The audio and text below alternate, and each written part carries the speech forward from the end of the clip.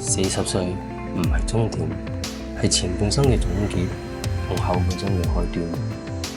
前半生活成咗別人所期待嘅樣子，佢偏偏展現咗最真實嘅自己。委屈自己嘅時候，想放棄嘅時候，唔敢停，連鍾意一樣嘢都要睇人哋眼色。今日起，唔想再咁樣內耗自己，過去嘅遺憾、不甘、將就，全部抹走，唔好再俾佢哋困住我嘅後悔心。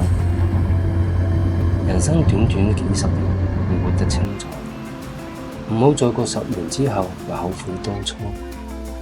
鍾意就去做，想追就追，哪怕前路有風雨，哪怕走得慢都冇所謂。最緊要係往後每一日都活得盡，活得踏實，唔好俾自己留低半分後悔。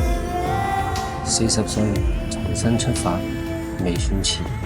餘生只取悅自己，只做自己。